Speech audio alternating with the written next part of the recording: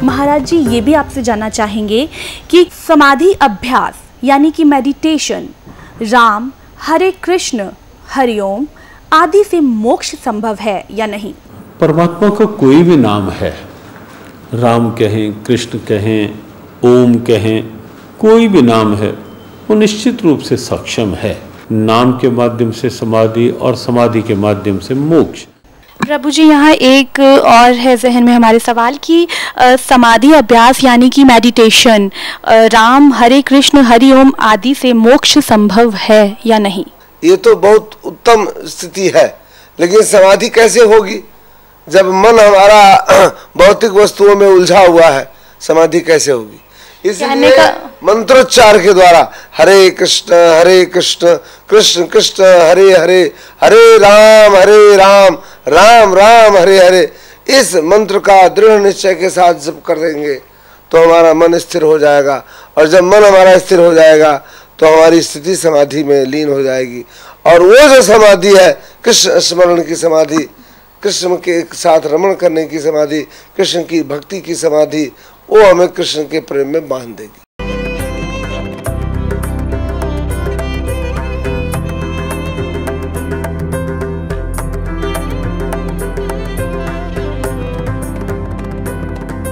पवित्र हिंदू धर्म में जितने भी पुण्यात्मा हैं, अब गीता जी को सिरोधार्य मानते हैं और नाम जपते हैं, हरे राम हरे कृष्ण, राधे राधे श्याम मिला दे, ओम नमः शिवाय, ओम भागवते वासुदेव नमः, एवं नमः। ये पता नहीं कितने मंत्र बना रखे। गीता जी में है कोई मंत्र ऐसा? गीता जी में फाइनल फैसला कर रखे है। गीता जी अध्याय नंबर 8 के श्लोक नंबर 13 में कहा कि ओम इति एक अक्षरम ब्रह्म व्यवहारण माम अनुसमरण ये प्रयाति तदन देहम सयाति परमाम गति। मुझ ब्रह्म का, माम ब्रह्म, मुझ ब्रह्म का केवल ओम इति एक अक्षरम, ये ओम एक अक्षर है, नथिंग एल्स, और कुछ नहीं। उच्चारण करके सिमरण करता हुआ जो अंतिम श्वास तक, शरीर छोड़ने तक इसका सिमरण करता हुआ छोड़कर जाता है, यह प्रयाति तदन देहम सयाति परमाम गति, वो परम गति को प्राप्त होता है। ओम से मिलने वाली परम गति, ओम से मिलने वाली श्रेष्ठ गति कौन सी है? ब्रह्मलोक प्राप्ति, क्योंकि ओम ब्रह्म का मंत्र है। गीता जी अध्याय नंबर 7 के श्लोक नंबर 18 में गीता ज्ञानदाता ब्रह्म श्री कृष्ण जी में बोल रहा है। वो कह रहा है कि मेरी गति में ये उदार आत्मा है तो अच्छी, लेकिन ये मेरे वाली घटिया गति में ही आश्रित रहे। ओम से मिलने वाली जो सुविधा है, मोक्ष है जितना, कहते यो तो व्यर्थ है, घटिया है, अनुत्तम है। अनुत्तम क्यों है? क्योंकि गीता ज्ञानदाता स्वयं कह रहा है 4 अध्याय के 5वें और 9वें श्लोक में, 2 अध्याय के 12वें श्लोक में, 10वें अध्याय के 2 श्लोक में, अर्जुन तेरे और मेरे बहुत जन्म हो चुके हैं, तू नहीं जानता मैं जानता हूं।